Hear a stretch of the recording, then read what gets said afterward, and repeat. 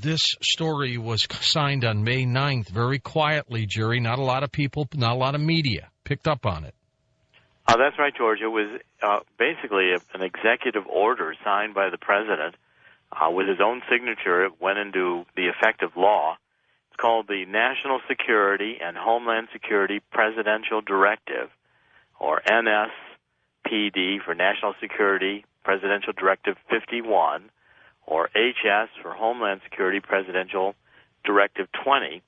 And, George, as you described a minute ago, it gives the president the ability to call and declare that we're in a national emergency, at which point the president has extreme powers, extraordinary powers, to take over the functioning of virtually every executive branch of government, national, state, federal, even tribal and territorial, as well as the operation of business organizations, supposedly to, presume to continue the constitutional government of the United States, even though the directive itself is outside the Constitution.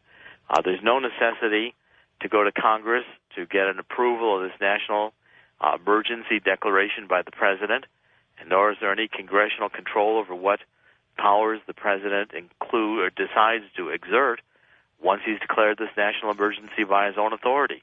How does this differ, Jerry, prior to him signing? Could the president not have assumed control over everything in the first place?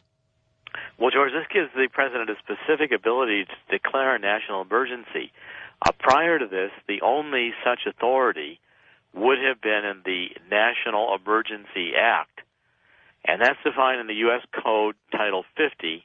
It's Chapter 34, Subchapter 2, Section 1621, and under that U.S. Code, the National Emergency Act allows the president to declare a national emergency, but requires that the proclamation immediately has to go to Congress and be published in the Federal Register. Under this executive directive signed on May 9th, there's no requirement the president take to Congress his declaration that a catastrophic emergency has occurred, and the president therefore is assuming these extraordinary powers. Why would he want to grant the presidency these powers? Well, George, I think that's a very good question. I mean, it's alarming when you realize that our Constitution was written to limit the power of the presidency.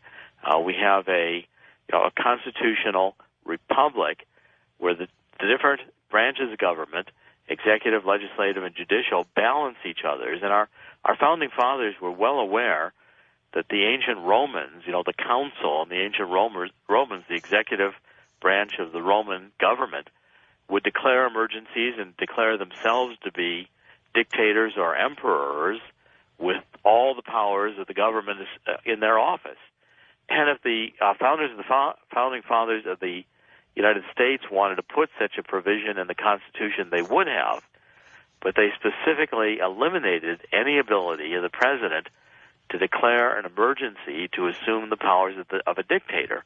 And that's basically what this presidential National Security Directive, Homeland Security Directive, that George Bush just signed on his own authority on May 9th, allows the president to assume virtually dictatorial powers. Who created this thing, Jerry?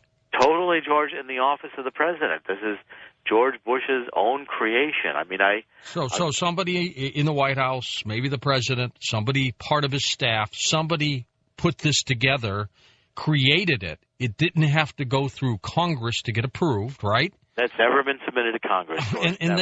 And then he just signs it? He signed it, and it went into law on his signature with no Congress, no congressional oversight, no congressional review, no law being passed. This is George Bush's edict, pure and simple. All right. Now, with this wide open definition of catastrophic emergency, if we have another Hurricane Katrina, one could assume that's a catastrophic emergency. That's correct. Could you then kick all these powers into effect under this directive? Yes, you could. And, I reviewed today the Security and Prosperity Partnership in North America, which was declared again by President Bush, no law, no treaty, in Waco, Texas, on March 23rd, 2005. And the working groups, these trilateral shadow government groups consisting of the bureaucrats of the United States, Mexico, and Canada, they've been reviewing continental emergencies that could occur, say, in a health emergency, an avian flu or a Katrina, an emergency of a weather or natural, environmental disaster. Could they also then, under this directive, cancel an election? George, I believe they could. I believe the president could say, we're in a national emergency. I'm assuming the powers, these extraordinary powers, to preserve the Constitution, I'm canceling the election. There's no limit in this directive on the powers the president may assume. I went to the Congressional Research Service, which defined under the National Emergency Act what the president's powers in an emergency would be. And it includes, George, This sounds like a bad April Fool's joke, Jerry. It's in effect, George, the powers of the Congressional Research Service, the president may seize property, organize and control the means of production, seize commodities, assign military forces abroad, institute martial law, seize and control all transportation and communication, regulate the operation of private enterprise, restrict travel, and in a variety of ways control the lives of the United States citizens. All right, let me catch my breath here just for a little bit. Is there anything good about this directive? Does it function? What's positive about it? Well, I guess if you like a dictator or a Führer, this is an outstanding presidential directive because it permits the president to appoint himself into a dictatorial capacity simply by declaring on his own authority that a national emergency exists. In the event of a national emergency, whatever it may be, and that would be my next question to you, by the way, does he know something we don't? But in the event of a national emergency, can't government function without this directive anyway? Well, absolutely, George. I mean, historically, we've been through countless numbers of emergencies. We went through the flu epidemic following World War I. We've had countless earthquakes and tornadoes and hurricanes, Katrina, etc. We've had wars, World War I and World War II, and the president never had to have a national security and homeland security presidential directive that allowed him to become a dictator, assume all these powers. Jerry, there's something going on here. You know how intuitive I am about this. I agree, George. When your intuition kicks in, I'm very concerned, and yesterday he releases some classified documents that talked about how bin Laden wanted to do more damage within the United States. Today, on an al-Qaeda website, they have graphics of Washington being attacked by terrorists. And then we see this story that you broke on WorldNet Daily that I haven't seen picked up on any mainstream media yet. You correct me if I'm wrong. Nobody's picked it up, George. You're right. So we've got all these little things going on. Is there something going on here that you and I might feel that nobody else does? Well, George, I'm alarmed, too, that we have 2 aircraft carriers and an expeditionary force operating 150 miles in the Persian Gulf outside of Iran. I mean, that's about as provocative as you can get, conducting war exercises. I mean, have been, and I've been on the show before, George. You know how concerned I am that President Bush is going to launch a preemptive strike in Iran. Okay, so let me ask you this scenario. Something happens in this country. It kicks this directive already you say it's law, right? Yes. But it kicks this directive in place. Correct. He assumes, can he go to war without any congressional approval under this directive? George, there's no limit to the president's authority under this directive. So what do we have Congress for then? Well, this would permit the president, if he wanted to, basically, to dismiss Congress.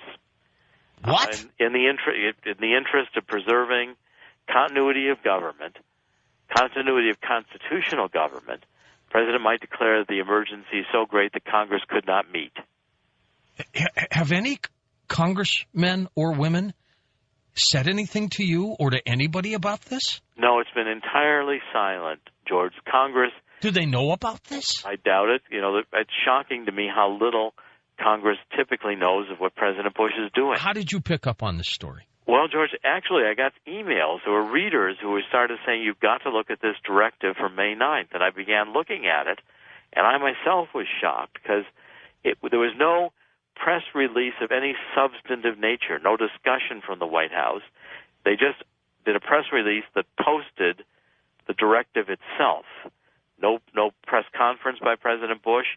And when I called the White House, they refused to call me back and give me a statement on this. Well, here we go. Here's another prediction. You know how we talked about and broke the Dubai port story, and I said it's going to become a major story in the next week or two. With what you've done and the fact that we've got you on coast to coast tonight, here we go, Jerry. My prediction, this is going to be another major story to the point where I think the president's going to have to back down. Can he take this thing out of law now? Well, George, he could, just as the president created this directive with a signing of the pen, swipe of the pen, he could put it out of effect. Congress should. This is dangerous. This is dangerous. It is extremely dangerous. I'm not, whether you're a Republican or a Democrat or a conservative or a libertarian, the point is no one person in this country should have omnipotent power. Well, that's right. When the Founding Fathers created the Constitution, they just got rid of King George III. They did not want an imperial president that could become a dictator in the course of an emergency. This is equivalent to the Führer on the Reichstag fire saying, I've got all the authority of the German state. It's the equivalent of a Roman dictator saying the Roman state has an emergency, and I am now the dictator, the emperor, not a council, but the dictator, in charge of the entire Roman government. Our Founding Fathers knew this could be done by an executive, and they created a limited republic with balance and powers to prevent this exact type of directive from ever being written. Absolutely incredible. Jerry, I'm going to take phone calls in a little bit. Do you want to hang around for some of them? If they're directed to you, I'm going to do something different. I'm going to do an open line series of calls, and if people want to call about other things, that's fine, and you'll just hang on with me. But if they want to ask you a direct question about this, you'll be on the line with me. You want to do that? That would be great, George. Okay, this is just... I've seen a lot of strange stories in my life, but this one is weird. I've always heard rumors that presidents have wanted to give themselves extraordinary powers, but never have I seen them utilize it through national security and homeland security to do this. It's almost as if all the things that have occurred over the last 6 years have been a setup to get this directive signed.